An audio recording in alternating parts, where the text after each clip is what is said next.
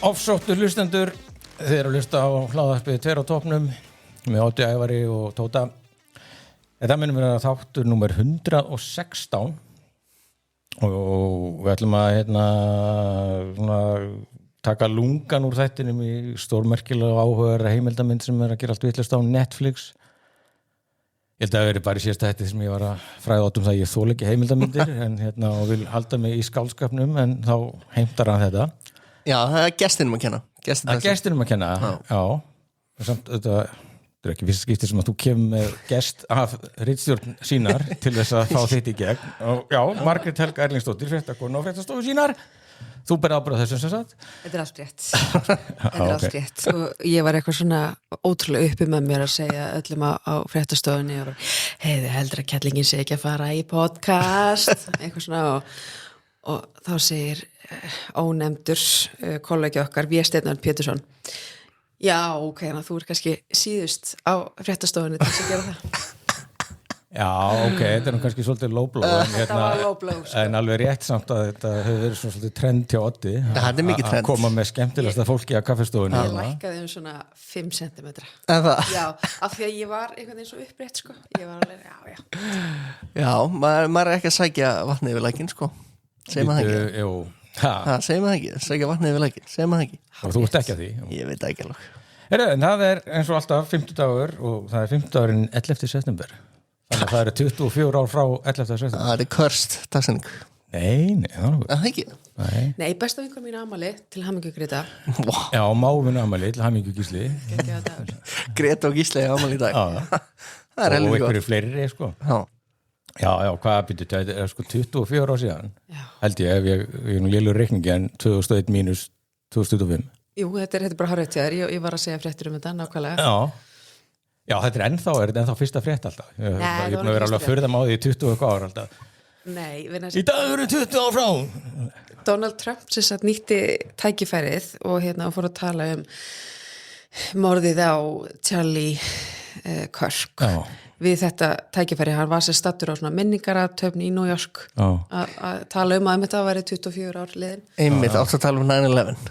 Já En talaði Charlie Kirk Já, meðal annars til var sanngjarn og ætlar að sæma hann einhverju æðstu orðu sem hægt er að fá sem óbreyttu borgari í Bandaríkjunum Já, ok, ekki bara láta að fá Purple Heart bara og málið þetta Já, ok, við slum ekki fara að tala mikið þetta er mjög eldvænt Já, ég var að hugsa að þetta er cursed dagsetning og einlega cursed þáttu núna þau eru búin að nefna þetta dæmi þetta er allt cursed Í raun og veru Ég er samt verðin á vikina ég fylgist mjög ágætlega með og horfi alltaf á real time Bill Maher og allt þetta sko ég bara vissi ekki það sem að vera til fyrir þegar hann dó sko Ég segi bara nákvæmlega sama Nei, ég hef ekki hugmynd og ég myndi ekki muna hvað hann heitir ég bara þökk sér Star Trek og Captain Kirk annars var ég búin að gleyma hvað maðurinn heitir sko Já, ég nefnilega segja, ég tengi þetta við Kirkley Hammett, gítarleikarinn Metallica, annars myndi ég ekki muna þetta.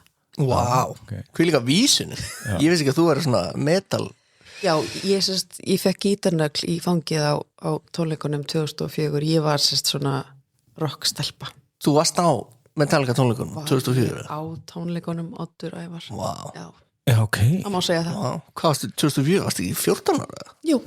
Jesus Christ wow. Það, þið voru ekki bara börn þegar þessi turnar hrunduð á Jú Þess að alveg rétt sem fólk segir ég upplifði ekki þannig núna sko, og mér finnst þess að þessi stutt síðan það var, það er ekki 24 ár síðan og maður man eftir þetta er svona rosalegt svona að horfa á það og hrynja Við allan að munum eftir þessu þegar þú minnst bara meirhluta fólki í kringum mig bara var ekki til Já, og þá hefur þetta aldrei gerst. Það er svolítið svona einkenni á þinni kynslóð og kynslóðun eftir þér. Það er mangi sem byrjaði þegar ég fættist.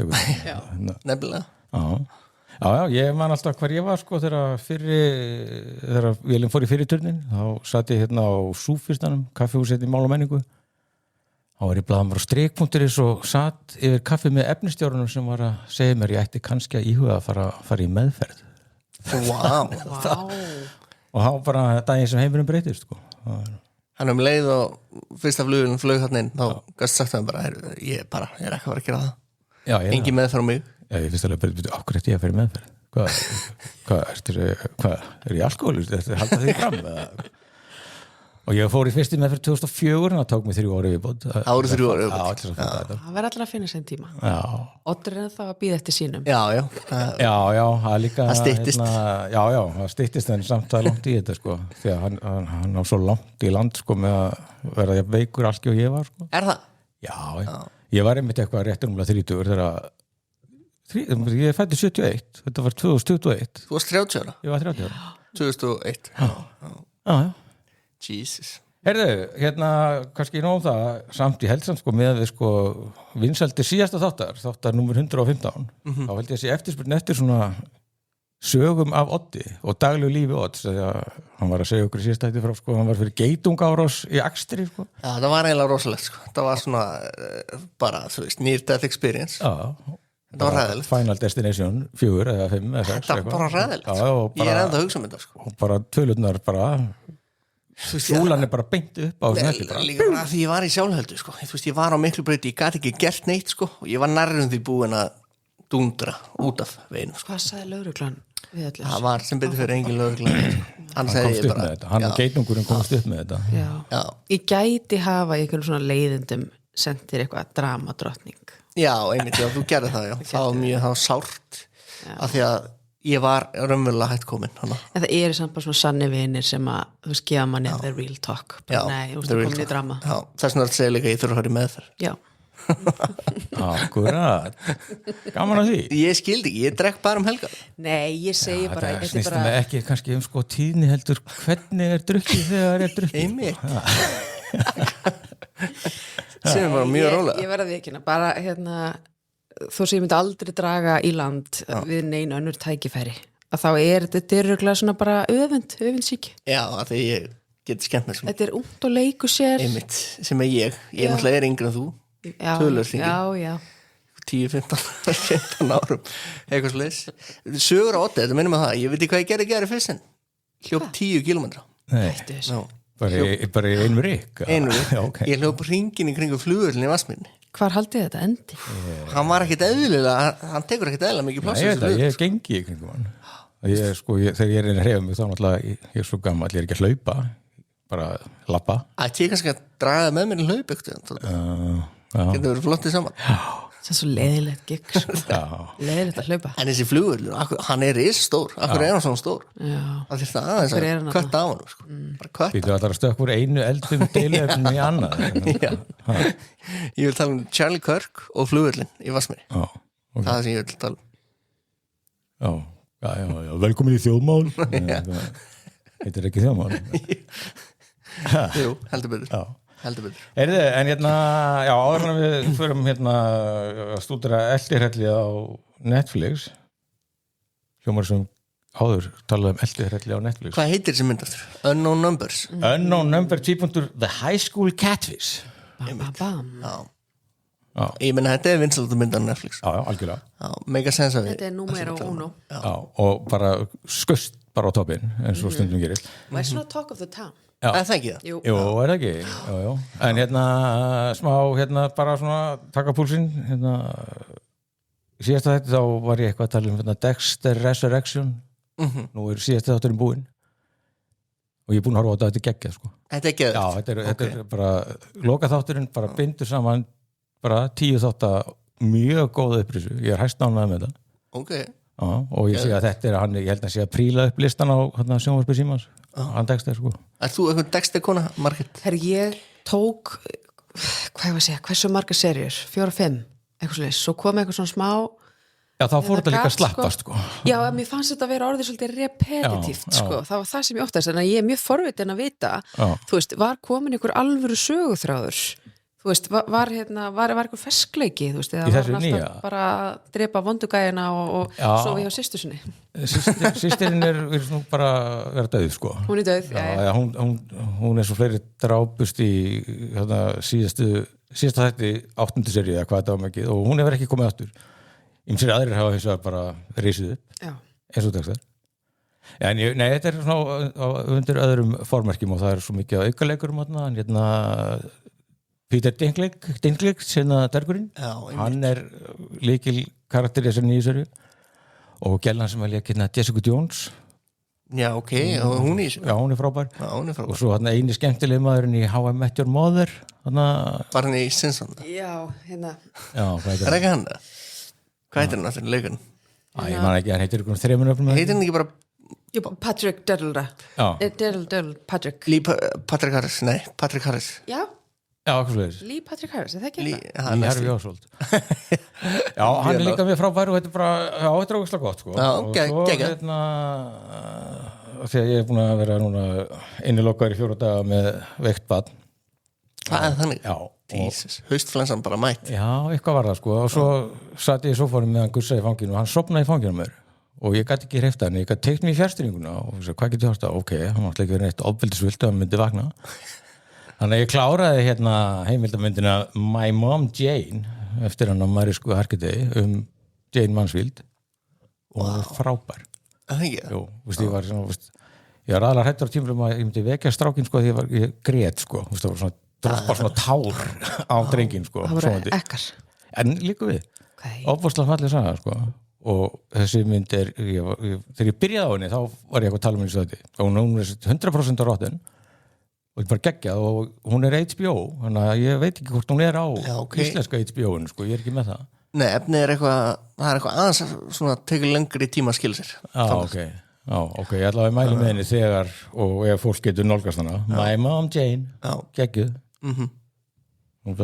já, slum ekki fara til það Þetta er mikið svona heimild að þátt að tímingar einlega þegar svo Charlie Sheen mættur á Netflix Já, er það komið? Já, það er mætt sko Þú smakka á því? Ég er aðeins byrjar að horfa á það og þetta er ekkit eða skemmtilegt sko Litríkur sko Þetta er náttúrulega króniskur fábjáni en sko ég held að þetta væri ekki búið að droppa þessu Nei, ég stekka á þetta sko sögurnar sko, hann er með Nicolas Cage og þeir eru bara einhverju bestu vinir bara einhverju, þú veist, dópistaða vinir sko, þetta er unbelievable stuff sko Svo notaði hann svo mikið krakk á keina hann fór að sofa hjá kallmennum það gerðist bara svona óvart Já, var það sem gerðist hann segir það Jesus Christ En þessi mynd er ekki að fá góða dóma Charlie Sheen Nei, hann þykir ekkit vera neitt mjög heiðarlegur og svona djókar með alltaf skandalina og skautar svona fram hjá því sem er náttúrulega verulega einmitt Það er verra í heimildamynd Já, það verður sko og þetta er hann komið það sem er náttúrulega svona líkil svona vandræðin við þessa myndir þetta er allt gert með svona þeirra leyfi og þau er að prodúsa þetta hann er að, þetta er gert í gegnum hann þannig að þetta færið ekkit Nei, líka í hans sporum ég meina, já, fæ ég tækifæri til að djóka mig í gegnum alla skandalana, já, heyrðu bara count me in Akkurat, og svo þú veist að einmitt kemur það sem hann að tala um þegar hann beitir konu sína ofbeldi og hann er eitthvað svona, ég veit ekki hversu mikið ég má tala um það sko, út af henni sko, og eitthvað svona, hann beitir alltaf þessum klassísku svona en þetta er góð fjölskylda og hérna, hann á góðan pappa og fínan bróður Emilio Estevez Svo heitir þetta lið bara eitthvað allt annað hann heitir ekkert Charlie Sheen pappans heitir ekkert Martin Sheen Estevez er ættanafni sko, Martin Sheen er spánveri sko, spænska ættaður og breytti nafni í Sheen þegar hann var að koma sér á framfæri sko en Emilio, hann er verið alltaf haldið í sko Já, bróður hans Já. Ég hef ekki hugmyndið þetta, vissið þú þetta Martin? Þetta er Móli Þetta er Móli Móli algjörlega Heyrðu, og hérna Only Murders in the Building Disney droppaði 3 þáttum á þriðjudaginn held ég að miðvikudaginn Já, seríu 4 5 held ég Seríu 5 Já, og þú er náttúrulega löngu búin að gefast upp en hérna Já, ég gaf svolítið upp Þetta er mjög gott miðaldrastöf hérna, ég er spenntur þetta næsta þetta sko þetta fer vel að stað Ég horfði kannski á gömlu Kannski Þú ekki að horfa á þetta Margreta? Nei, þú ert ekki nógu gömul Ert þú að horfa á eitthvað Margreta?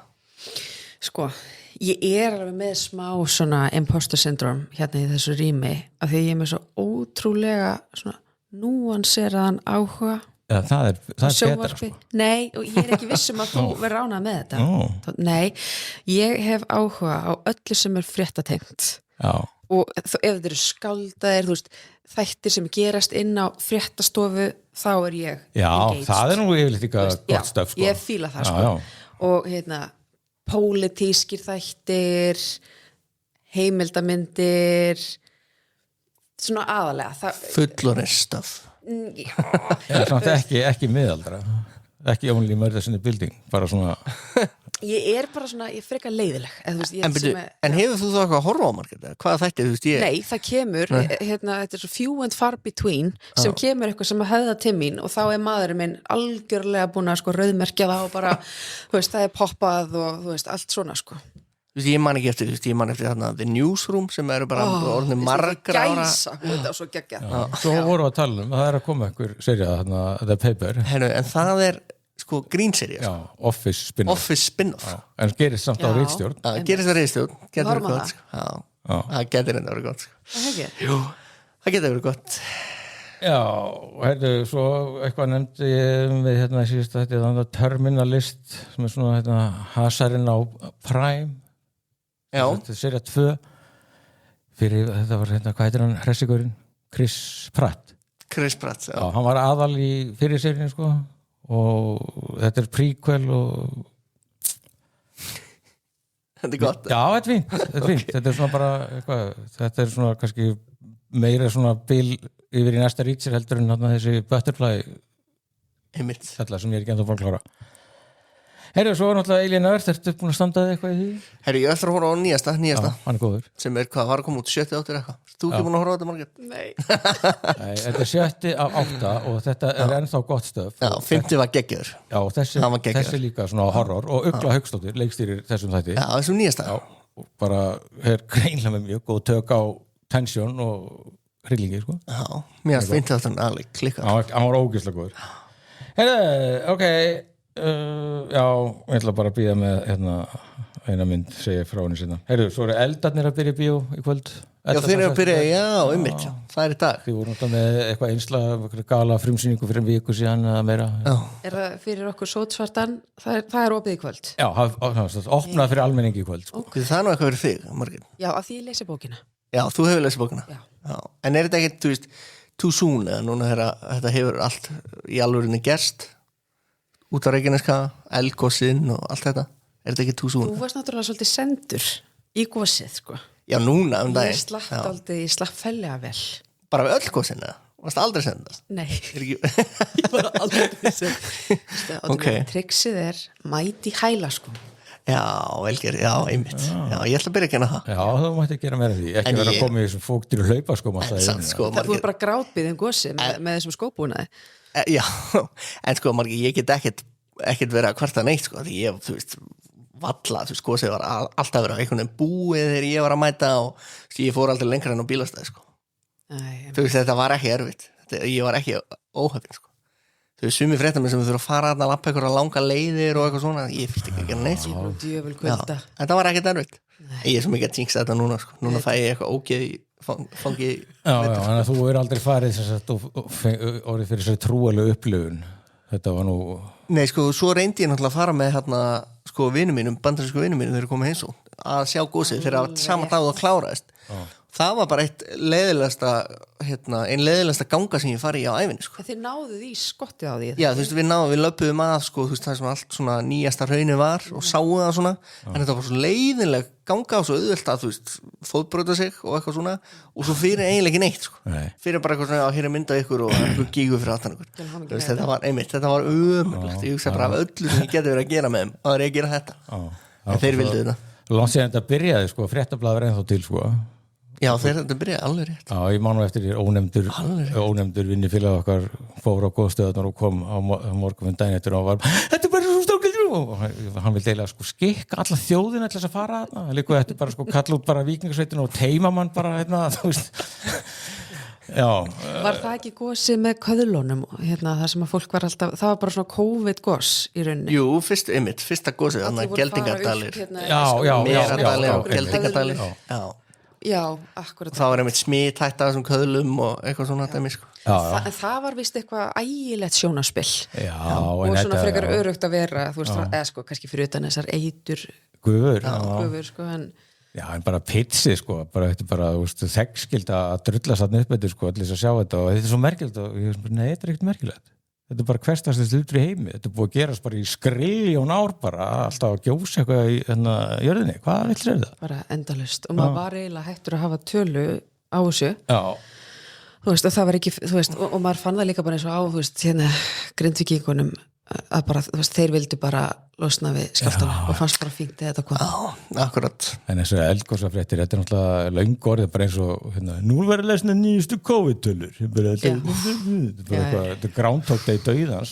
Ég vissi að þetta væri kvörsláttur. Núna erum við að tala um COVID-tölunar. Já, Þetta kvörsláttur. Já, stoppu þetta. Heyrðu, Unknown Number, The High School Catfish. Þetta er semst heimildamynd. Ef að vara við spillum eða að ræða Já, Það er ekki hægt að tala um þetta öðru svona spilla þessi drasl, sko. Og ég held að þetta er þannig mynd að þú veist, ef þú veist þetta fyrirfram áður en þú horfir á hana, þá búið eyðileggana. Já, sem að einmitt eiginlega, já. Þannig að hlustendur sem er ekki búin að sjá hana, pása hérna þátt núna, horfa á myndina og komum tilbaka. Já, þetta er bara reminder í símanum að hlusta á þetta. Já. Vissið þú fyrirfram, að ég spyrja? Nei, ég vissi það ekki, sko, en svo fattaði ég að hérna, ég hefði séð eitthvað fyrirsögn á DFF 2 dögum áður eitthvað. Trúir ekki hvað. Og ég smelt ekki á, ég nenni ekki, ég þóla ekki þessa fyrirsögnir. Þið trúi ekki hvað gerist næst. Þetta er einmitt, þessi heimildamynd er svona. Sjáum myndina. Já, þið trúi ekki hvað gerist næst. Já, einmitt. En þá fæði, já, þetta er þetta það mál, sko. Já. En já, mér varst það svona, kannski helst í veikleikin á þessari mynd einmitt. Já, kannski fyrir mútið að sé Hvað premissið? Getur þú sagt það? Erum við búin að segja frá henni? Já, ég ætla Vil bara- kannski fá að hérna, komið okkur aðeins inn í hana? Já, ég var að gera það. Já, það ekki það. Jú, þetta er sem sagt, segið frá ömurlegum, cirka 22 mánuðum í lífi, high school, þetta er svona bara Já, þessi blendingur, ég ætla að segja ekki. Úlingadeild / menntaskóla. Já, En þau eru, ég meina þau eru ekki nema hvað 14, já, þegar það byrjar. já. Þetta Já, bara það er svona úlingadeild. krakkalengar, sko. Jú. og það er hérna stelpa í liðið þess að þetta er skóli svo miklu smábæði, hún lýsir sjálfur verið með 1 gatnamót og 2 bari, sko. Þannig að það tekja allir alla og það náttúrulega er high school hana eins og í öllum bæðum og hún fer að fá ógeðsleg hérna SMS frá óþekktu númeri sem ganga alltaf þá hún sé ömuleg og glötu og kærastunnar hérna vil ekki vera með henni þó hann sé rosalega happy með henni og þetta heldur bara áfram og þessi spammari eða catfish eða hvað ég veit ekki eins og hvað orðið notuð Já, einmitt. hann svo verður alltaf svona svolítið aggressívari, ljótari í skilabóm til parsins og fer svo að teygja sig út í allar áttir bara eftir því sem að framvindur og svo hefst bara opvakslega mikið leit að því hver er á bakvið þetta Líka, hvað 22 mánuðir? Já. Hvað? Þetta er 2 ár eiginlega. Rosalegu tími á svona mótunar árum. Já, og berja á 14 ára úlingi með svona ógeði Í 2 ár. Já. Og við erum að tala um að þetta var hvað? Allan tíma sólaringsins líka nánast. Já, Allan á stundum.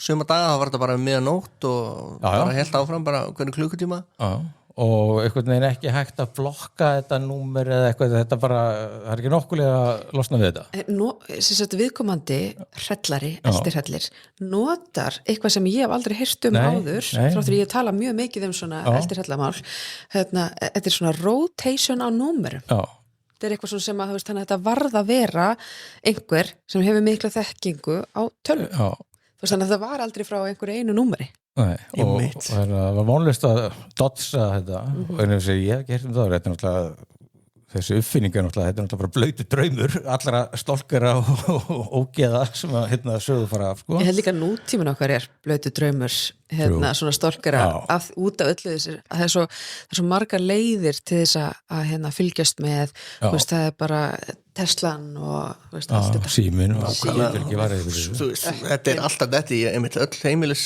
bara þú veist, heimilistæki sko.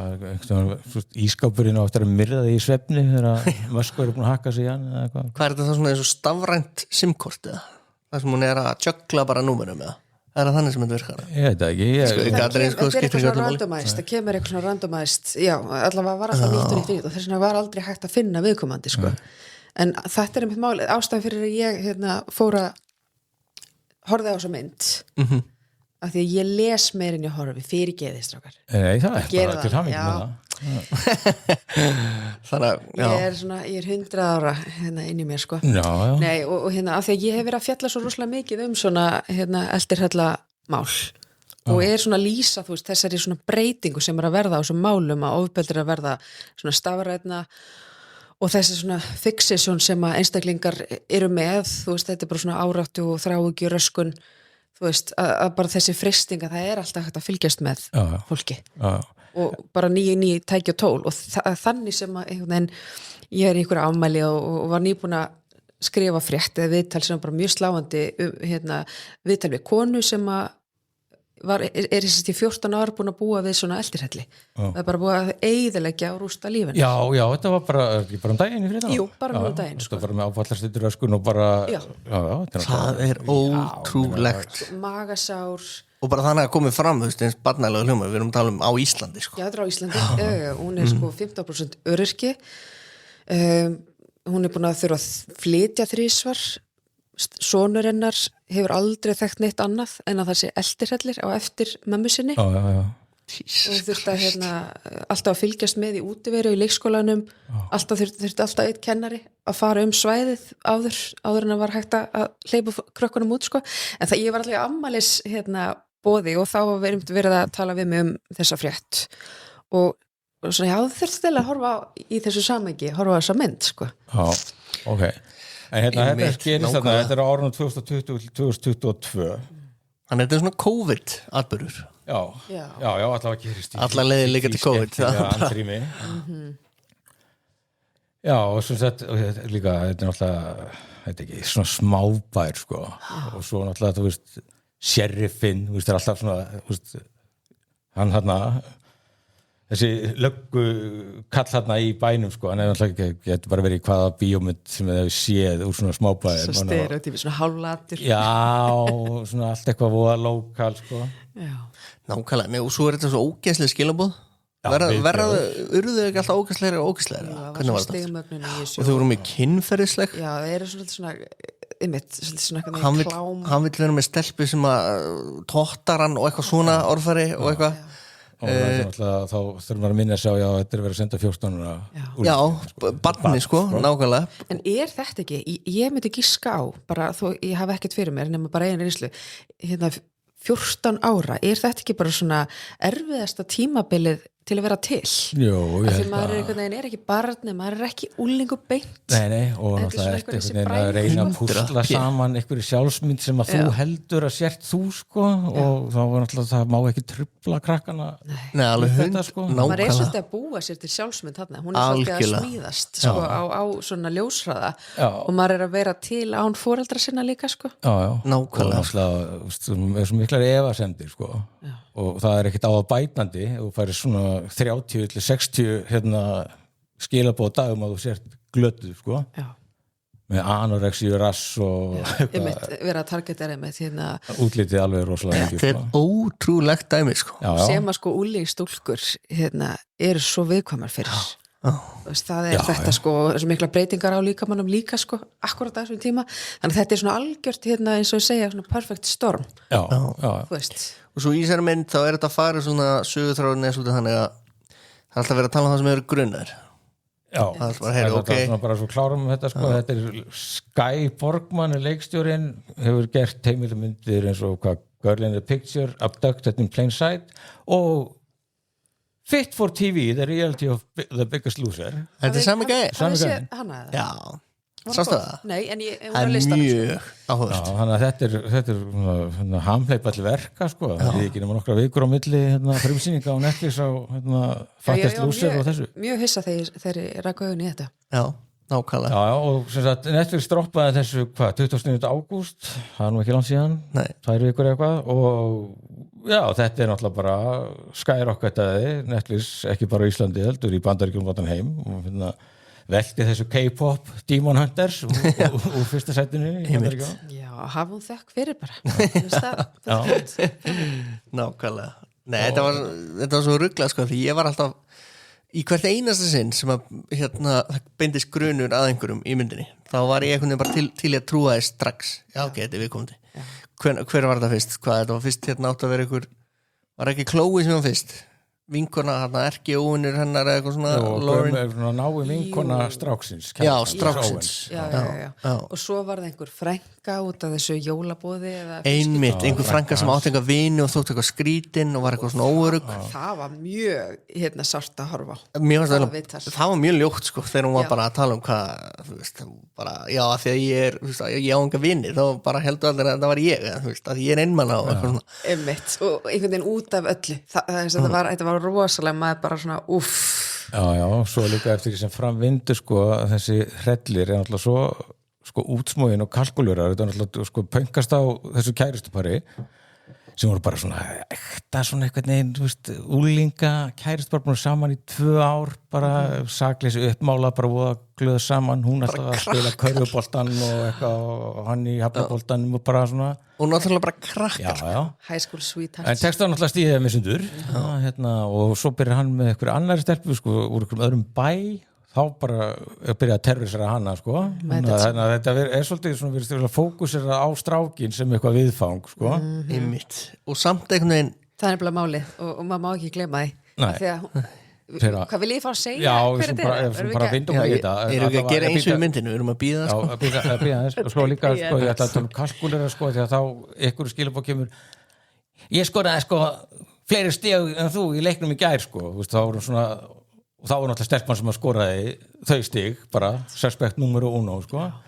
Nákvæmlega og þetta er svona að vera svona, þetta er mjög útsmóið og svo frænkan var náttúrulega sko, var grunu út af því að það byrtist mynd úr einhverju fjölskyldubúði og þú veist frá þessum stokki og þá voru þau bara, what the fuck, þetta er einhver úr það sem að mér fannst svona suspicious eða svona grunnsvægt við þessa mynd þess byrjunu að það er margir grunar og margir hvað og það eru allir þáttakandur það taka allir þátt í þessari mynd það mæta allir eða koma í sama setti ganga svona inn í myndavélina já, ég heiti Jóna og ég var grunnu á tímabili ég var nefnilega líka alltaf að hugsa bara, hver er ekki að koma af hverju er þessi ekki að koma og ég hugsa alltaf það hlýtur að vera viðkomandi sem er ekki hérna og alltaf í svona framan af mér áhugavert náttúrulega eðlilega fókus það eru krakkarnir og svo foreldrar þeirra svona fyndið svona foreldrar svona stráksins aðeins meira svona poss og pompus sko já, mjög bara en svo verður þetta svona vinátta þetta eru svona bara fjölskyldunar eru bara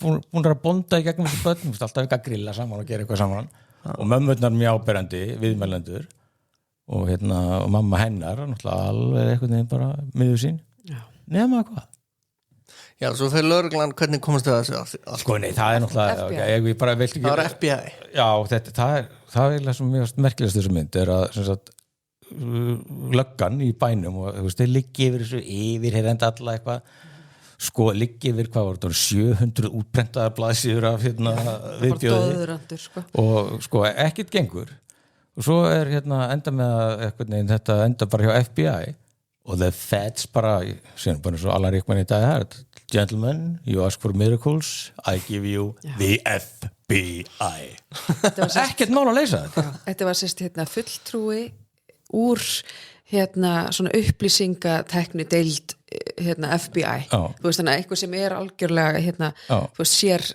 búin að sérmennta sig í svona upplýsingatekni já og væntanlega sko þeir eru komin á þetta federal level sko þeir eru væntanlega með miklu greiðari aðgangað sko að fá gögn sko þú veist símafyrirtækin verður bara hósta upp bara hver á þetta svo skildi ég þetta alltaf þessum IP-tölur ég veist ekki að símanúmer væri eða símar væri með IP-tölur nei allavega FBI-gæinn hann er einhver stund að leysa þetta og það er bara sjokkarinn þá var myndin meir en hálfuð það er mamma stelpunar já, þetta er það sjúkasta þetta er held ég með því sjúkasta sem ég hef heyrt af og þetta fylgdi mér bara svona alveg þangur til daginn eftir þegar ég fór að hrella sko odd með því bara þetta er ógeðslega, þú verður að sjá þetta en það var samt bara svona þessi svona fléttu hughrif skilur þetta er svona eitthvað plott en svo er ég samt sko ég veit ekki alveg með þessa aðferð sko ég hef miklar aðtöðsendur við frásagnamátan sko og finnst þetta eiginlega bara óheiðarlega framsetning sko. Er hann það ekki? Jú, algjörlega af því það farið þessu stilt upp sem svona húdunett þetta er algjör húdunett sem er náttúrulega eitthvað sem var náttúrulega Netflix bara krefst þess að þetta sé svona til þess að þú ert bara fastur eða först við myndina bara já, vá, og hvað ég var alltaf að býða eftir einhverju drepin og svo gerist annað sem var miklu verra og hvað var það? Það gerist ekki náttúrulega skilabóðin eskaleruðu og fóru víðar og svo bara og fleiri suspects alltaf að koma fram sko en það sem með þessari aðferð sem er þá valin er að því þetta er svo ótrúlega plottdrifið allt stendur og fellir með því að þú vitir ekki hver er gerandinn í málinu og ég meina þessi saga er bara svo, hún er bara væral í sjálfu sér, þetta er bara svona sem fréttamaður bara, þú veist, við vitum öll skrifa þessa frétt, hún fær út allt, þannig að þetta er greinilega eitthvað sem að ég get ímynda mér að margir í Bandaríkjunum hafa heyrt af. Já, þú sér það bara í myndinni sko þegar þetta er komið fram að þess að hún Kendra Likari, mamma Lorin er gerandinn. Þú veist, það voru svona sýnd innslöpar úr fréttatímum og spjalláttum og þetta voru svona spjallótta talking head sem þú þekkir, þannig að þetta voru orðið náttúrulega svona, þetta er farið á national television sko. Já. Þannig að þetta er stórfrétt og það er líka að því að þetta hefur verið bara svona common knowledge það úti. Það var spennandi þá skrýtnar að fara þessu nálgun. Sko, þetta er bara ekki, þetta pyrrar mig, þetta er bara óheðilegt sko. Hvað er þetta clickbait það? Ég veit ekki eins og hvað þetta er, vegna ég er nú reyndur fréttamaður. Það verður ekkert mál að breyta bara fyrirsögnu og svissa þessu. Útgangspunkturinn er batshit crazy pedofílsk mamma ofsótti dóttur sín og hélt samfélagi í helgreipum í 22 mánuði. Ég ætlaði að reyna að taka svona einhvern hinbólni hæðin alltaf að koma einhvern veginn til varnar og segja eitthvað svona, það verður mjög vinsæll svona, en ég er ekki vissum að það er vinsæll. Ef þú ert heiðarlegur blaðamaður eða heiðarlegur heimildamvindagera-maður, þá getur ekki látið stjórnast á því. Þú verður að segja söguna bara eins og... Já, fyrir utan það, þú veist, ég er ekkert vissum að hitt er eitthvað óvinsæll. Ég er svo hjartalega sammálaðir og ég ætla að fara að segja bara nákvæmlega sama og það sem að er sárast í þessu er að mér finnst að þið voru með þennan ótrúlega efnivið í höndunum sem að var ekki búið að segja frá í fréttum þú veist með viðtal við mömmuna þú veist með, og getur við krifjað hvers slags lög af persónleikaröskunum þessi kona er haldin eða bara af því við verum að skilja hvað gekk þér til og hún er fréttin í þessu sko. Og ég held samt, ég er búin að forma kenningu en allavega þetta byrja þannig að það eru bara allir sem var svona stíga fram og segja sína hlið og hún er náttúrulega bara alveg vamlaus þessi kona og bara dóttir mín og bara já þegar hún er að segja þetta allt þá er þetta allt búið að gera sko og sá sem er að tala við hana veit þetta allt sem hann en svona kemur þetta út og þetta byggir allir bara rosalega mikla spennu óneitanlega en sko svona alltaf bara það litla þetta er náttúrulega eiginlega sko hefði mátt, eins og ég sagði ótt sko að búið að tefja okkur og trufla okkur með einhverjum úlingadrama í klukkutíma þegar kjötið er þessi hel sjúka kona púðrið sem hefði verið hægt að fara bara í og hvernig getur þú gert dótturinn þetta og ég held að þetta er greina einhvers konar psykopati eða eina af greiningum sem segir þetta er bara stafli af persónuröskunum ég með nokkrar svona Þú vorst að koma með kenningu það? Já, ég sko þessi Borgmann sem að gera þetta hann lætur Patan taka yfir narratífuna og ég er búin að sjá vitur og hann segir það að þú veist, af hverju var þetta sett af hverju fær hún er bara með frítt spil bara að mála sig sem einhvers konar bara þolanda hún lýgur já, þetta bara klipptum þetta svona bara eftir að við tölum við hana því að þetta var svo áhugavert og hún bara tækifæri til þess að svona horfast í augu í gjörðir sínar hún gerir það aldrei og er í stöður afneitun hún bara, fyrsta sem hún segir er bara þið vitið, hafa ekki kert bíl og verið full og eitthvað svona, hafa ekki kert bíl eftir að drukja áfengi, skilur við höfum öll gert eitthvað sem er ólöglegt og maður er eitthvað, þetta er svipað því maður fyrir að spála ekki ok, þú ert að dæma þig í fangilsi og þú ert samt svona ógeðslega til í að vera með í heimildamyndinni sko. Af því hún er narsisist og einhvern veginn bara og er bara alltaf að spinna og breyta atburðarásunni eða koma með einhverja nýjar skýringar sem eru svo þegar hún voru að hendi hún hefði nú verið nauðga Já. Hún er með tráma. Það gerði mig svo reiða. Hún er með tráma. Hún hendi því nanna líka. Herri, hún var nú bara að djöflast á dóttur sinni kynferðislega. Þess að bara ekki tala við mig nauðgun og það sé hafi verið ykkur drifkraftur í að þú fórst að hrella barnið. Er ekki allt í lagi? Það var bara svo engin heil brú í því sem hún sagði. Nei, bara orðin sem hún sendið dóttur sinni sko. Bara, þú veist, kynferðislu skilabúðin og bara það er kynferðislegt. What the fuck sko. Stafrætt ofbeldi. Já, og svo náttúrulega ég lesa eitthvað svona 2 dóma þar sem að konur heldur sem skrepaði svo benda á, sko, það verður kannski að hafa jafnvel farið fram hjá kvikmyndagera fólkinu að þetta heimildamynd pedofíl. Þú veist, sjáu það ekki abbarnir ykkar. Ég var að öskra þetta heima hjá mér Já. af því það var allir eitthvað svona, já, hérna Munchausen eitthvað Já, svona, það getur vel verið að sé eitthvað liður í því. Cypher, Já, það er ein- Munchausen by Það er ein proxy. kenning, en Já. fyrst og fremst það sem drífur hana áfram er auðvitað að hún gyrnist þetta barn Þennan strák, Dylan. kærastan, já. Já. Og er sko að því að eftir að dóttirin er dottin út þannig, þú veist, hann er komin í að kærastu það heldur alltaf áfram og það greinst að strákurinn er meiri háttar bara viðfang hjá þessari konu Já. og ég var bara, mér fannst hún frekar leiðileg mamma hans, ég þóla ekki svona draktakettlinga sko, en hún átti alla mína samúð þegar hann er alltaf þegar við lóksins fórum að komast að kjarna málsins hún er alltaf algjörlega með bara guppuna, henni er alltaf býður svo við þessu og hann að vera að grilla og fara í Þórsmörk með þessari konu og reyna að finna út úr þessu saman. ráðgátu saman sko, í algjöru trusti Já, en sko, já, og líka einhvern veginn, þá finnst mér þessi ágæta Kendra, þessi mamma, hún hún hefur einhvern veginn narratífuna í hendi sér bara allan tíman, sko. Já.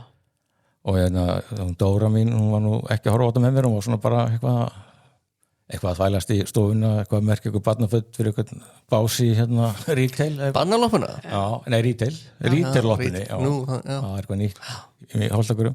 En hún alltaf er félagsráðgjafi og svolítið sérfróði í tráma og hún er bara með alla bókina bara. Hún bara tínir bara alla trámana sem eru svona mest líklega til þess að valda þér einhverjum skaða, sko. En hún var með þetta alveg. Mér fannst nú alveg Munchausen hann kenningin, hvað, þú vilt skaða barnið eitt svo að barnið þurfa að reyða sig á því. Já, setur dóttir sér náttúrulega í bara Mér finnst alveg ágætt kenning, sko. Já, svo hún setur staðar til þess að venda hana og vera hvað ráðgefandi eða ég veit það ekki, sko. En sáum við eitthvað mikið af þessari umhyggju sem er mömmu sem er með hana í fanginu? Ég nefnilega gera það ekki og það er sem að ég tók eftir það var svo margt þarna sem var ósagt. Þessi skrýtna sena þegar lögreglumennir koma og við þurfum einmitt að ræða það. Já, þú veist, einhvern veginn sko andlitsdrættirnir og bara svona andlitið á stelpunni, hún var svona eins og í lausu lofti. Já, sko. þetta er þegar löggan hann sheriff er búin að tala við FBI-gæðin og já, ok, við þurfum bara að fara að tala við hana Kendru og þetta eru bodycam upptökur ég spyrum samt frábært, gott stöf sko, blaðamaður en er engin persónuvendar ekkert þú veist, það er bara og hann segir leikstjórn að þeir sko þetta er 20 mínútur footage sko og þeir voru bara dáleitt kvikmyndagerðliði að horfa á þetta svo fyrir bara við getum ekki sett 20 mínútur í myndina sko. Ég hefði viljað svo allar 20 mínútur. Ég var líka dáleitt sko. En þetta var mjög skrítið fannst mér. Það var allt skrítið þarna, var það ekki? Jú. En þarna komum bara tveir í einkennisklæddir lögreglumenn með bodycams og þetta er allt tekið upp. Og bóðslega skrítið sko, mamman eitthvað, hún var aldrei, hún var játar, gengst í rauninu aldrei almennilega við, hún er já ekki strax en svona setna fór ég að taka þátt í sig og svo setur barnið þarna bara með það er einmitt lögguvingillin og það er annar bara tekin og fær til yfirheyslu og það er svo augljóst líka af þessum viðbröðum hennar að hún var ekki bara mamma, það var mjög skrítið hún er bara, hún bjóstur allt eins við því að því þú veist mér fannst þetta barn vera bara svo skattað, það var svo illa haldið og hún var svo traumatiseruð. Já, og kannski ekki einu sinni bara komin á þann stað sko að geta orðið almennilega reið við mömmu sína. Nei, hún var bara svona svo er hún bara alveg, já, ég verður bara gaman að hitta mömmu þegar hún kemur út og er búin að vinna í sínum málum aðeins meira sko og maður bara, ok. Bara til að henda þessi inn, mér viðtalið foreldrar Chloe nefnilega mjög skemmtilegt sko, þau voru mjög reið. Já, eðlilega. Og eðlilega og já, þau henduði nú bara fram að dóttirinn og pappin hlýta að hafa vitað þetta allan tíma. Já, það er nú kannski svolítið svona þú veist. Mér fannst alveg umhugsunarverð kenning sko. Já, en þú veist, þetta er náttúrulega sko meðvirt bara fjölskyldulíf og sem að hvað kemur á daginn að þau eru gjaldþrota og pappi vissi ekki neitt. Já, það var reyndar einmitt. Hún er alveg með, þetta er náttúrulega manipulerandi narsistið fyrir allan peningin sko. Það er náttúrulega stærsta sem að einmitt afsannar einlega þá kenningu þetta fjármála þessari svona óheiðalegu framsetningu heimildamyndageramanna að þá hefur maður ekki þá mynd Nei. þá hefur maður þá mynd af þessu öllu saman sem eru þetta svolítið svona eftir hennar höfði þá Pattans að þetta hafi komið eins og þrjumár heiðskýru lofti sem aldrei raunin Nei. þekkið einhver tilfelli þar sem eitthvað svona klikkað gerist og það bara kemur eins og þrjumár heiðskýru Meina hún hefði bara byrjað að gera þetta bara því bara Nei, bara eins og systirina segir bara, ég meina, þú ert alltaf að vera athyglisjúk, alltaf þetta konar með mikla bresti pappin hefur vitað eitthvað skilur eitthvað verið Já, svo kemur það bara gamla góða meðvirkning bara, hvað kóaru sko, svo bara farið að lifa svolítið meðvitað í líni bara, gott forbid frekar en eitthvað konfrontana og sjá hvað gerist á hvað En svo var eins og hann væri sko reyðari þessi faðir sko yfir að hún væri ekki í þessum tveimur vinnum heldur hefði helgað öllum sínum tíma í að vera að smíða þessi ógeðs skilaboð og sitja dóttur sína og veist þykjast þar í vinnuna og þá var hún bara í vinnunni að hrella dótturina 9 to 5 Þetta sturla dæmið núna eru TikTok-myndbönd þar sem menn eru að leika hana oh, bye honey, I love you oh, have a nice day at school you fucking bitch bara, það er að leika hvernig þetta er svo bila sko. Já, og líka ég á nú væna slatt af börnum sko og bara í miðju kafi að vera sko úlingar stelpu pabbi sko. Já, hvernig að horfa á þetta sem foreldi? Getur spurt ykkur bæði? Já, náttúrulega alltaf bara næsti og hlýtur alltaf að spyrja það bara hvernig getur sagt þetta við barnið þitt? Í fjandanum getur það það er bara eitthvað rof þetta er ekkit það hlýtur að vanta þessa tengingu sem að kannski myndast milli móður og barns í móður kviði sko Já eitthvað, það er alltaf, þú gerir þetta ekki en hún ekki bara satist hún vill meiða minnumáttar hún að meiða og hún að meiða á svo ótrúlega svona útsmógin, þetta er svona útsmognar leiðir sem hún notar til að meiða öfundsjúk út í stelpuna dóttur sína, eitthvað, ég veit það ekki já, hann alltaf langar í strákinn en það er líka svona allavega líka eins og ég lesi eitthvað bent á að heimildamyndinismynd hún skautar svolítið svona nett framhjá yfir allt þetta pedódæmi sem er þarna sko svolítið svona maður ætli ekki að elta þennan ánga aðeins lengra sem að öskrar á mann já, sem öskrar á mann og hún alveg bara alltaf líka hvernig byrjaði þetta já sko hún fekk einhverju ógeðsleg skilaboða og þá bara datt mér í huga að halda áfram ótrúleg skýring það var ótrúleg skýring já En það var einhvern veginn eins og sko hún átti bara alveg að fá að komast að segja það þetta er bara einhvern veginn bara aðri viðmælendur sem var ekki bara systirinnar bara sem frænka stelpan bara, nei, þetta bara gengur ekki og stelpan sjálf, ég man að hún sagði bara að það hafi ekki bara verið mamma allan tíman og hún bara getur ekki beðið þegar að hitta hann aftur og elskar hún það er lítiðindi hérna frá síðan þá, allavega það sem ég hef verið að lesa og gúrska að hún hefur ekki hitt hana síðan hún er alltaf komin úr fangilsi sko og á að vera eitthvað mikið svona að vinna í sjálfu sér maður bara vonar að stelpan hafi líka fengið faglega hjálp sko og væntanlega eftir sem hún styrkist þá kannski minkar áhugi hennar á því að gera þetta upp hvað ætlar að gera upp við mömmuðina hún er hættuleg bara en það sýnir líka sko hvað þú veist lagaramin við erum alltaf svo langt á eftir tækninni og breytum heimi þannig að það er svo enga veginn þú veist hún farið bara skjótist inn í fangilsi af því að eins og það kemur mér fyrir sjónir ég held að það hafi bara, þú veist, það muna svona litlu að hún hefði bara fyllt þessum skipunum að fyrirfara sér sko líka ekki bara á því að sko gjörsálega bara bugast undan þessu álægi heldur líka út af óttanum annars stútum við þér af því að þú veist, ef þú færð þessa 2 valkosti ítrykkað og einmitt svona hótana tónnin í þessu skilabóm var þannig þetta, þú sér fyrir ímyndaði sendaðin eitthvað sem líklegur til þess að bara ganga í skrokkaðir eða bara reynilega kála þér og maður getur ekki ályktað öðruvísi en að hún hafi viljað að hún gerði þetta ég meina þetta var ákafin í þessu fjöldi skilabóða var það mikill að það hefði allt eins geta gerst og alveg eins líklegt það var svo mikið ógeð, ég var búin að gleyma því að hún hefði sagt henni að drepa sig sko. Já, mér fannst þú ekki vera með nú sterk viðbrögð Nei. daginn eftir að horfa þér á þetta, ég var fyrir vonbrigðum.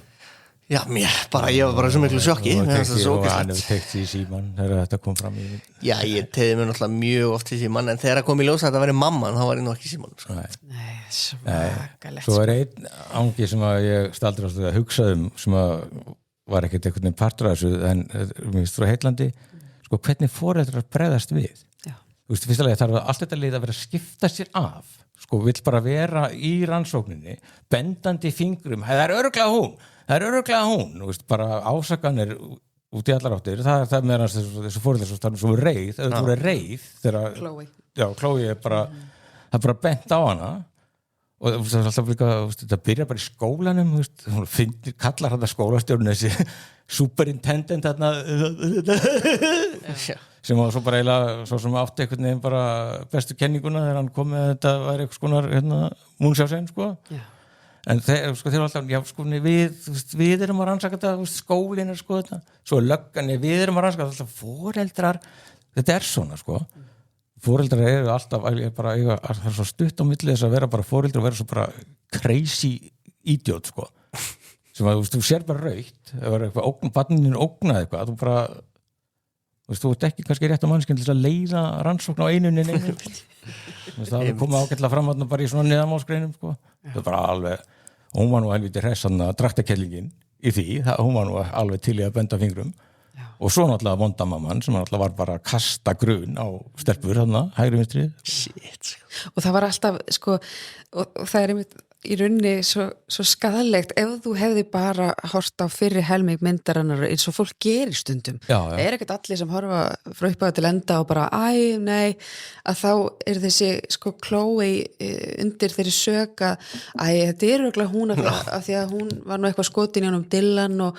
svo var hún nú fjandast búli hún var nú verið leiðileg hún var nú bara sko. í leikskólanum var hún að sparka í krakkana eitthvað, sko, þetta sko framsetningin var svona og það var alltaf bara tiltekna allar þessar ástæði fyrir þetta er örugglega þessi því meira sem ég hugsa þetta því galnara er þetta sko þessi framsetning sko. En ég verð samt að segja, þessi aðferð gerir það þó að verkum að maður fær svona kannski sjaldgæft tækifæri til þess að setja sig fullkomlega í spor hvað heitir hún? Aðal, er bara stelpan Loreen já af því að þessi skilaboð eru lesin upp og maður upplifir svolítið tíman maður upplifir þetta svona á já, það er hvernig þetta tekur á hana sko og þetta var ágætisleið til að koma því inn náttúrulega bara í hvað þetta var ógeðslegt og langvarandi og allt það en þegar þetta kemur þetta fram þá fannst mér ég svolítið svikin come on sem breyti því ekki að þetta er mjög áhugaverð mynd og bara sko gaman að horfa á þetta en eins og við fjölmiðlafólkið reynda, við erum á því að það hefði verið hægt að segja þessu sögu öðruvísi og heiðarlegri hátt án þess að draga neitt úr sko kraftinum sko. Alveg sammála og það er náttúrulega sko ein af þumalputtar reglunum í fjölmiðlun er að ekki skilja lesandan eftir með fleiri spurningar en svör og mér fannst svo mikið var því ég var alveg í sjokki þetta var búið og bara, veitu hvað allar háfa af spurningarna sko sem kannski liggur að hluta til í því að hún er alltaf, hún stjórnar það er ekki saumað að henni sko. og líka eins og einhver hefur bent á sko, það er engir sálfræðingar, engir geðlæknar það er engir þannig viðmælendur kallaði til sko. Nei, það voru bara aðalar máls það er enginn sem hefur yfirsýnina eða eitthvað svona kemur eitthvað svona bara kalt mat og fjarlæð bara, þetta er svona kannski það hefði jafnvel verið bara gott sko að fá að heyra eitthvað upp og ofan af geðmati sem hlýtur að hafa verið gert á henni en það rétt sér, það var ekkert slíkt ég var svo til að heyra af þessu geðmati sko. og sjá allar 20 mínútur í bodycaminu allavega svona það er svona bara svona, það er svona gleymst nokkur box sem að þú ættir að haka í þegar þú ert að gera svona mynd sko. byrja þessa mynd bara á þessu bodycam sko. segi ekki neitt sko. svo ertu bara í bodycaminu bara við vitum á að gera þetta svo vitna aðeins meira í leikstjóran sko hann segir svo Kendra mamman, hún er svona svolítið ráðgáta sko og og svo I don't know that she's fully realized or recognized what it was that she did or why she did it okay, I guess only Kendra could really answer that okay, þú búin að tala við hana þú varst að tala við hana Þú varst í dauðafæri og varst ekki viss og svo sko kemur þetta finnst mér alveg killirinn sko og hún spurði bara hvernig kannstu fengja hana til að vera með þú veist bara hvað já, hann var svolítið nervus fara fyrir frá myndavélina en svo hún var bara but she was so great and she actually ended up really loving the experience at the end of it she said it was kind of fun she laughed about things and I think it was really an opportunity for her to think about things a little bit more in depth okay Kind of fun Þetta er leiksturinn sko þetta er maður sem gengur frá myndinni En hann var bara tekinn Já, tekin. Hann er höslaður af bara Master manipulator Já, bara eðal það þarf fleira fjölmiðla fólk að gera heimildamindir það er svo ótrúlegt sko þegar maður sér svona rándýr í mannsmynd þú veist, maður er heyrt af svona pötum af því að svo eru patar á okkur rófi þú veist, sumir eru svona einhvern veginn eða skilur þetta er alveg breitt spektrum sko. Svartur pati Já gjörsálega og ég er ekki einu af þeim sem að svona fleigi þessu orði sko. Þú dæmir ekki Nei, ég er ekki allir svona patar í dag sko hún notar þetta sparlega sko. Já, ég nota það sparlega nema þegar ég er að tjóka Nei, að þú veist já, að það var, mér fannst svo áhugaverst og smá svona hrollvekjandi að sjá ég, vá, þarna er eitt slíkur Já, og er alveg fullkomlega svona venjuleg kona svona íslensk þú geti, þér finnst þú alveg að sjá svo konu sem bara í byrðin í bónus bara alveg fullkomlega ekta bara svona bara svona soccer mom þegar hún var að henda í einhverja skýringar sko. bara, þú veist, það var allir gert eitthvað sem er ólöglegt ég hef reynda með tráma og það bara akkur ást að gera dóttur þetta hvað hefur aldrei kert yfir rauðu ljósi hvað er þetta sá yða sem syndlaus svo Kall Greið þarna eiginmaðurinn er algjörlega heartbroken sko bara Kall Greið hann átti ekki sjöndagana sæla sko.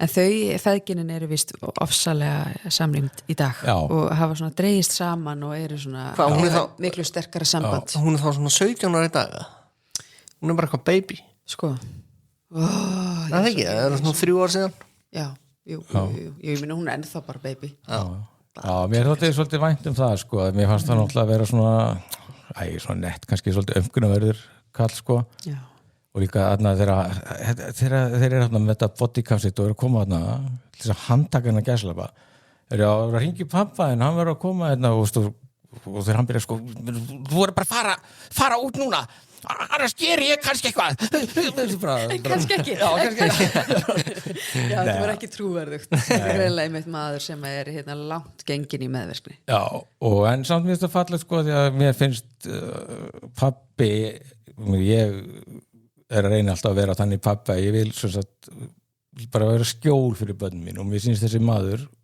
boginn og brotin og bæklar hann virðist alveg rísa upp undir því, hann er greinilega stuðningur og er hann til staða fyrir dóttur sína ekki, ég vonandi ekki bara til að væla sko, bara vera þarna fyrir barnið sko ég leiði mér að vona það ég ákvað að taka það úr þessum senum að ok hann er að vera solid pappi í þessu dæmi sko. Ég er alveg sammála og hann var alveg fók sýtlir yfir þessu og var líka svolítið svona, maður sá hvað það tók á hann allt þetta, allar þessar skeitasendingar og svona, en það er svona maður er líka velti fyrir sig bara, mér fannst svona eins og þau væri núna saman og svo er það líka sem er auðvitað ótrúlega dýrmætt þegar þú lendir í svona tráma að hafa einhvern sem að lendir svona inn að gæslappa í því sama eða af því þetta er það surrealist skrítið mál og örugglega svolítið eins og hliðar veruleiki fyrir þessa stelpu að bara, þetta er satt og þetta gerðist sko og bara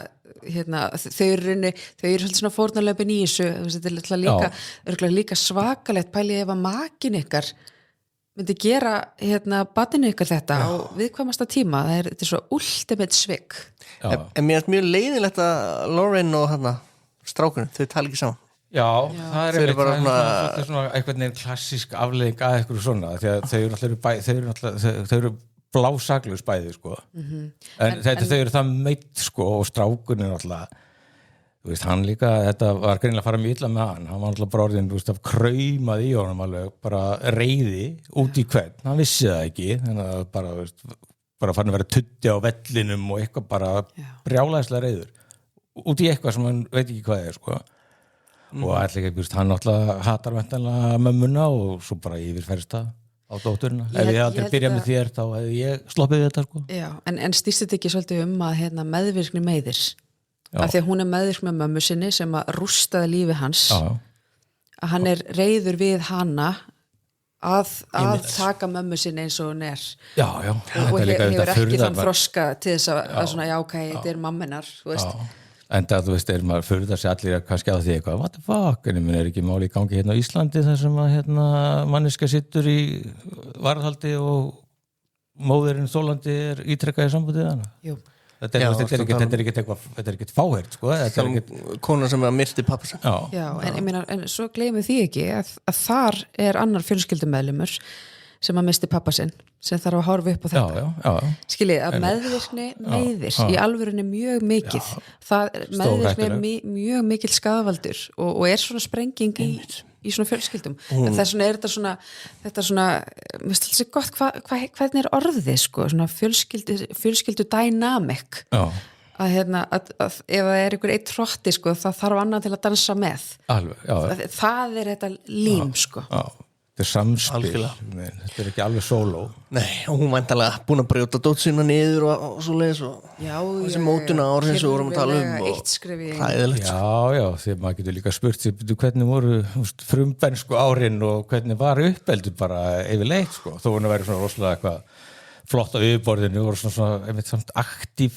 í félagslífi barnana, aðstóða þjálfar í körfunni og eitthvað svona greinilega bara einhvern veginn alltaf á staðnum kannski til þess að fokka í atburðarásinni bara yfirleitt sko. Þetta það sem mig þyrstir í að vita ég vil vita hvernig var æskan og ég vil líka fá að vita hvaðan kemur þessi hrotti og það er það sem að ég er svo sár ég er svo sár yfir að þeir hafa svolítið sko klúður að þessum efni við Þetta er tómleika tilfinningin sem voru að tala sko. Við viljum helst fá fleiri svöri spurning sko, það sem að fara að gerast þetta það fara einhver annar að gera heimildamönd þetta mál þetta bara eins og, já ég tekið það mér nei, þetta bara eins og með Gilgo morðin á Ásu Ellerup þú veist, hvað 50 Cent gerði einhverja heimildaþætti sem voru bara með viðtölum við hana, sem voru bara geggjaðir svo gerði Netflix líka heimildaþætti, sem voru umulegir þannig að ég held að þau eru bara einhver annar stig inn í þetta sko. En ekki þú veist, ekki búið einhverstar annar staðar að krifja þetta mál eða, ég beð bara á prenti eða, þú veist Jú, það var einhver grein allan New York Times, The Cut sem að tókist vel á þessu sko, samfélagsmiðlum að vera að tala um það er fullt af svona detail sem hafa komið það fram sem ekki komið fram í þessana mynd sko þannig að, að því að svo líka, svona eins og Margrét segir sko, þetta er náttúrulega ennþá eiginlega active case, þetta er ennþá í þróun og eftirmálin er náttúrulega ennþá í gangi að vera að skrifa eftirmálan sko það verður spennandi sjá hvað það kemur eitthvað meira mér fannst þetta rosalega áhugaverð mynd og ég er ekkert brjálaður yfir að hafa verið plattaður til að horfa á klukkutíma eitthvað Beverly Hills 90210 í smábæ þetta var áhugavert og áhugavert að hlusta á allar þessa krakka og sjá hvernig þau bara báru sig að og hvernig þau töluðu sko. En sko ég hugsa bara það hefði verið að gera þessu betur skil í einni góðri fréttaskýringu, bara langri grein bara prent, bara skrifa gamla góða prent og það líka sammála þegar ég var frekar ungur í blaðamennsku þá ég alltaf lærði mikið af svona gömlum hjálpum í kringum mig og margnefndur Eiríkur Jónsson hann kendi mér dýrmætturregsíuna þú mátt aldrei bera virðingu fyrir yfirmælandum og ef þú ber virðingu fyrir honum mátt ekki láta hann finna það og þessi heimildamynd að gera maður hann bara einhvern veginn hann lætur bara glepjast hann bara dálitur af þessari brjáluðu konu sko. Þetta náttúrulega ekki blaðamenn sem er að gera þetta eru bara einhverjir ríkmynd að gera ok, ég ætlast náttúrulega til þess að fólk sé ekki að hræra í svona pottum nema að hafa sko, þekking og reynslu sko, og vera blaðamenn Ég veit það og þetta er alveg rétt þetta er alveg svona gildi þessi leksja sem maður einhvern veginn brennur sig á ég mani mitt, maður var ofta að taka eitthvað svona viðtöl við heitirnar sínar og svo bæði bara eitthvað neginn Já, þú veist ég hef alltaf tvisvar brent mig eftir minn á þessu. Ég vanda mig mikið við þetta, sko, ég hef oft sýnt svo við mandum bara byrjum sér hróka að því að ég bara smækla verið ykkur, menn þegar ég hitti hérna Númi Rapaz í fyrsta skiptið, þegar hún kom hérna að tala hérna karlar sem þetta konur Já. og bara heilsaði mér á íslensku og ég var alveg, veist, ég var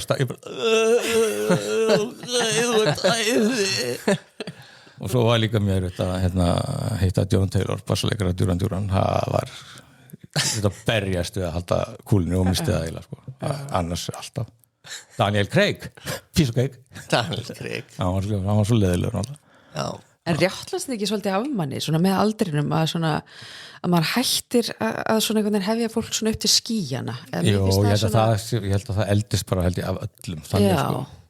einmitt. Þetta var 2019 sem ég lendi þessu með John Taylor en það er náttúrulega eitthvað sem ég hef búin að vera að mæna frá ég var 12 ára, sko. Þannig Ég veit að það er 12 ára strákurinn inni. Já, hann slapp. Já, hann er bara guð mig góður.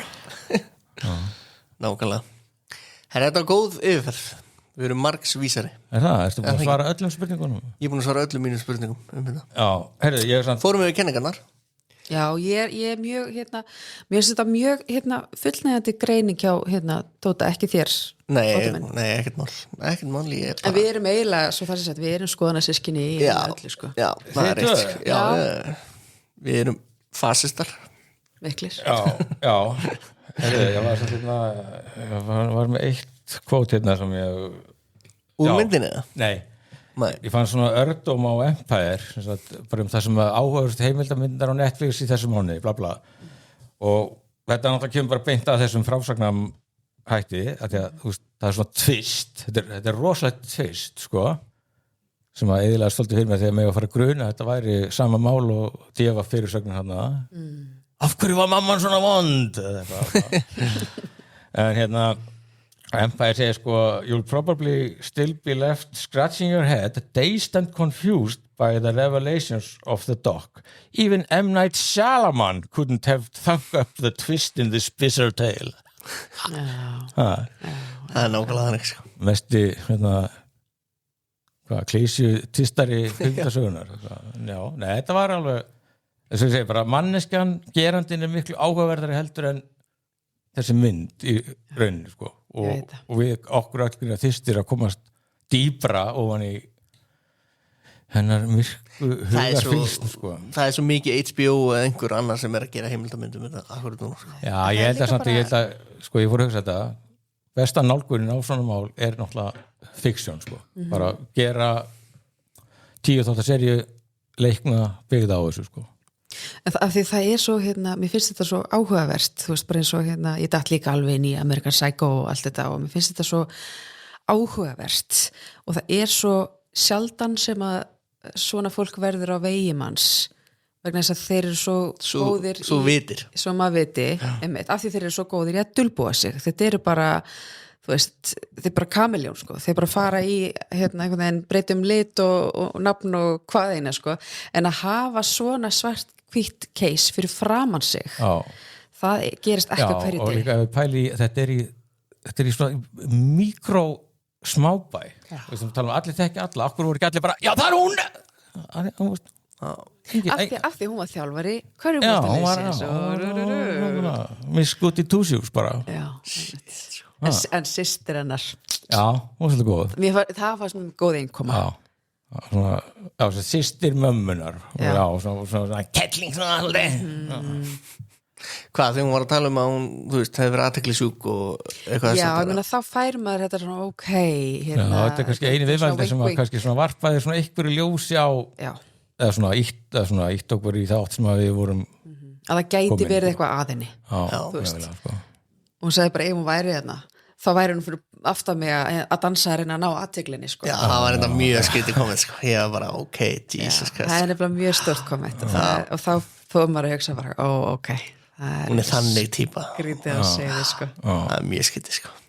Já, svo náttúrulega þetta hlýtur þetta svona vekja einhver höfur einhver tengsl við Baby Reindeer, sko, sem þetta er sko leikinn skálduð útgáfa af raunverulegum atburðum, sko. Einmitt, já.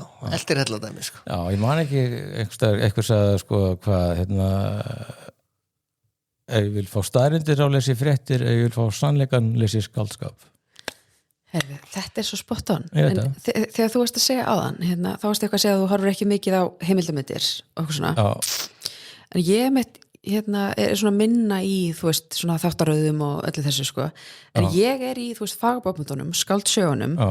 til þess að komast nær einhverju. Já, kjarnanum. Kjarnanum, já.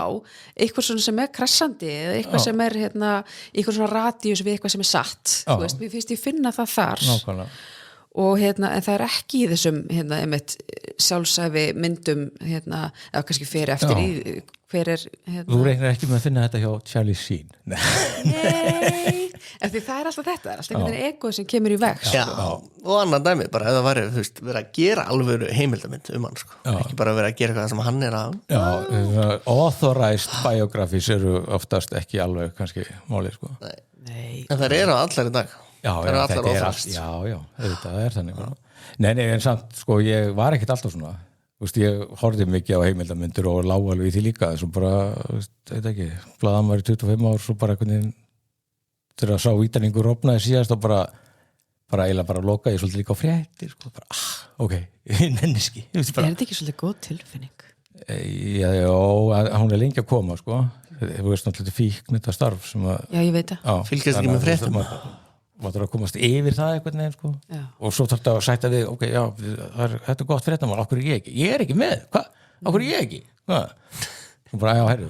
Dópamin, Já, og svo bara einhvern veginn þegar ég var komið í þann lúksus að þurfi ekki að fylgjast með fréttum á hverjum degi. Ég vernda svolítið svona bara geðheilsuna, svolítið svona lúksus.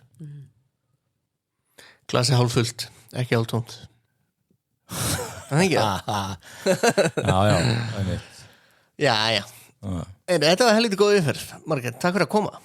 Bara mikill heiður, bara gaman að vera síðust Já, af fréttastaf. þú ert ekki síðust. Þú ert ekki síðan. Það er alltaf það líka er alltaf, það er svo mikið starfsmann alltaf hjá okkur, ekki alltaf eitthvað nýtt fólk að koma sem þarf að koma inn. Jú. Við fullt af fólki sem hefur ekki komið inn. Já. Átni Sæberg, hann hefur aldrei komið inn. Til dæmis. Já, það er eitthvað. Og sem er ákomið tíðisar. En hvað segir, var þetta Vésteinn sem var að slá því svona niður? Já. Vittu, er hann ekki Squid Game? Jú, hann skuldar okkur. Squid Game skróparinn. Squid Game skróparinn. Eins og kvörlum hann. Það getur Segðu ekki. það bara við hann á morgun. Heyriðu, þú þarna Squid Game skrópari, hvað er þú eitthvað hérna? Nákvæmlega, það er gott. Hann er nefnilega sveitungi minn í dag. Þetta er mjög erfitt, ég er orðin garbaðingur. Já, einmitt. Ég var líka bara. Álftanesið, minna. Akkurat. Já. Og hímilifandi. Á Álftanesinu. Hímilifandi. Mæli með. Og ég ætla að segja þér, það er að gerast sem ég held að myndi aldrei gerast. Ég er orðin eina af þessum svona útkverfa aulum. Ég var eitthvað neginn svona að blóta, ég var hvað er ekki bílastæði anskotin, má bara halda sig heima og hínum meginn bara réttu með við Álftanesveginn. Þetta byrjað, sko, þetta byrjar svona eitthvað neginn.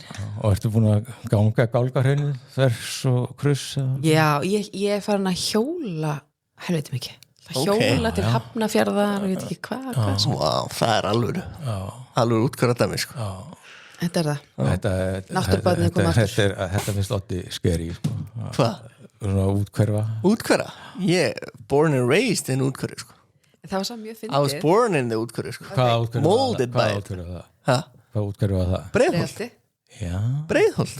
Ég. Já, þú, já.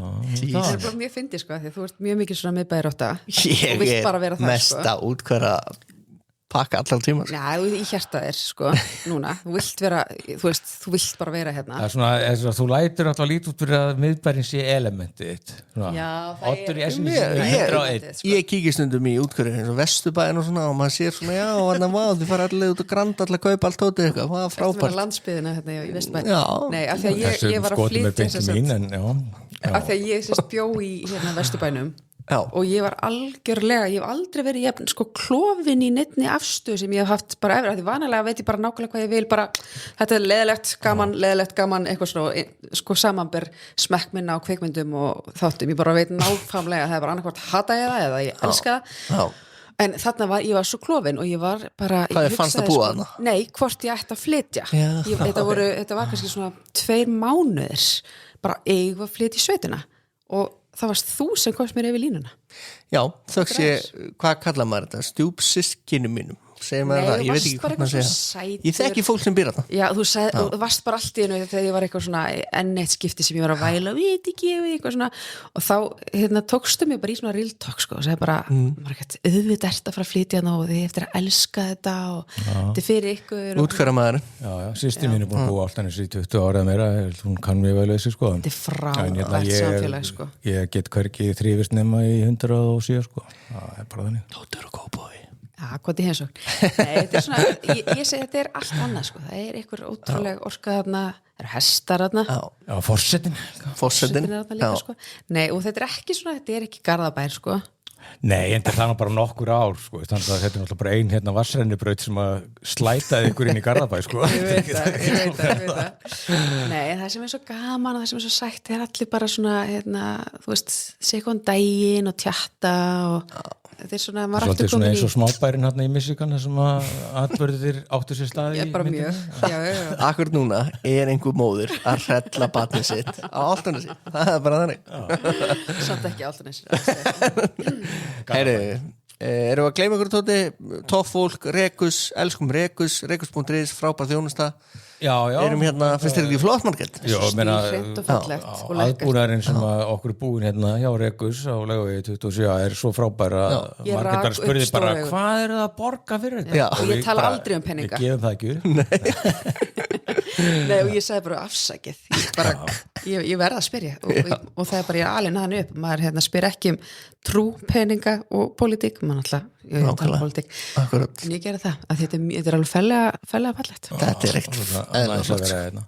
Já, og Facebook-hópurinn, toffólk Já, toffólk, þar er stundum eitthvað í gangi Já það er spennandi tíma framöndan, slum bara láta það duga Margrét, hvernig heldur þú komur aftur í þáttinn? Ég náttúrulega bauð sjálfri mér þannig að það er aldrei að vita nema að bjóði sjálfur sér aftur Þú ert alltaf velkomin og bara næst þegar þú rekst á skemmtilega heimildamynd kannski næsta ári Kannski næsta ári Það má vera leikið ef það gerist einn á fréttastofu Já, einmitt eða þú veist í Hvítahúsinu eða í Breitlandi Heyrðu þá nú frábæri þættir hérna bresku þættir Hostage Já, það á Netflix fannst ykkur hræðilegir Nei, það er ekkert spes sko. Þið fannst þér ekkert spes Og Tóti sagði